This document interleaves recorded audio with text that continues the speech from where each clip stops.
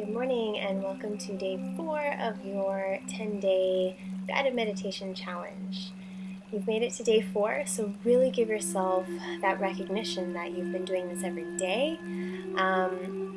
And I actually do see who is clicking on the meditations and who is doing them. So, and quite a few have been doing them every single day, and that's an amazing commitment. Just that alone is 90% of the work, is clicking on the video and sitting and actually trying to come into the breath and doing your best to do that. I know that it's not easy. It's not an easy task to sit down and try to let go the rest of your day for 10 minutes or 5 minutes or however long it is. And even if you get halfway through the video, that's okay. It's difficult in the beginning to commit all your time to, especially the long meditations. But do try to do as much as you can. And the power is in the consistency and the repetition. So you'll notice that your mind will start to be able to come into a quieter space faster if you are being consistent with your meditation routine. Because you're training your mind and you're training your nervous system to come back to a place of balance quicker. So I just want to talk a little bit about the science behind meditation. So when you get up in the morning, start to think about what is the first thing that you actually do.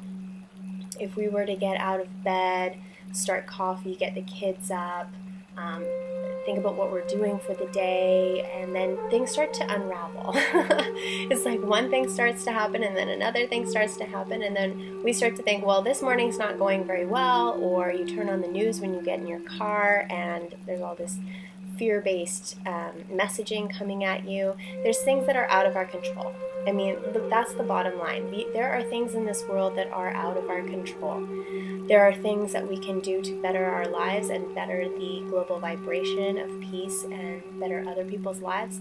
But in the big picture of everything, there are things that are going to be out of your control every single day. So what is it that we can do to bring us back into a space of calm, to bring us back into a space of I'm in control of my breath, I'm in control of my emotions, I'm in control of the way I can react and respond to life instead of think that life is happening to me.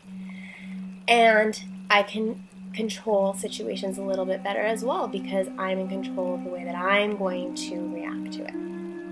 And also calling on a little bit of faith, maybe recognizing that your faith in a higher power maybe isn't as strong as it used to be, or maybe you want it to be, and that there is this intelligence around us all the time, in nature, in seasons, in our own bodies, that is happening all the time that we don't tap into enough, especially if you live in the city. It's difficult. A great way to come back to connection is something that I like to, a lot of people call earthing, and it's simply going to, your local park if you live in the city and taking off your shoes and just standing in the grass. You don't have to walk around. Just feel that soil underneath your feet. Go to the beach, go hiking, anything that can connect you back to nature is going to bring those new positive ions into the body that are really, really helpful to clear your mind, clear your energy, and come back to a place of freedom and choice. And so when we wake up in the morning, that's the most important time to set our intentions, because we're at a clear space. Nothing wrong has happened yet. Nothing out of our control has happened yet. We haven't had time to react to anything. So prepping the nervous system before any of this happens is going to set your adrenal system at a rate where it will be able to tap into easier throughout the day, right? So if we can set our adrenal system and our nervous system at a very calm space first thing in the morning, anything that comes up throughout the day, you'll be able to come back to that place. It's like the nervous system has a muscle memory, and it can only go back so far to a place of calm that it started at the beginning of the day. So that's why the beginning of the day is such an important time for setting everything up for your body, for your mind, for your energy. So that's why meditation is so perfect, and good intentions are so perfect right when you wake up. And words are powerful, so speaking to yourself kindly at the beginning of the day is such a great way to train the body to tap into that energy and let go a little bit of control throughout the day and call on that higher intelligence that is surrounding you. If something stressful does happen throughout your day, then maybe you take a step back, and because you have done your meditation, because you have set your intentions, you'll be able to do that. It really changed my life when I started bringing meditation into my day when I was a communications director for a very large company. And a lot of things would come up that were very stressful throughout the day. And I noticed a lot of people in the office would either react with fear and a high rate of adrenaline, or there were those that took a step back, thought about it clearly, analyzed it, if only just for a moment, and took a breath and then moved on with it and did it, but didn't do it in an energy that was stressful, didn't do it in an energy that was rushed or fearful, because that type of vibration attracts other fearful energy to come in, and you'll notice if you are in that energy, because you'll come back home at the end of your work day and you'll still be in that energy, and you won't know why. You won't be able to relax. You won't be able to just let go of your work. You'll still be looking on the computer for something, or the mind gets into that rhythm. So it gets into a rhythm of whatever you're going to set up for yourself. And if that's stress and fear and anger and anxiety, then that's the state that you're going to be in, and that's the state that you've chosen. You want to be in a state of calm, clarity, maybe even a little bit of separation from other people's anxiety, and it can come off as not caring as much because you want to be able to own your own energy and let other people own their energy.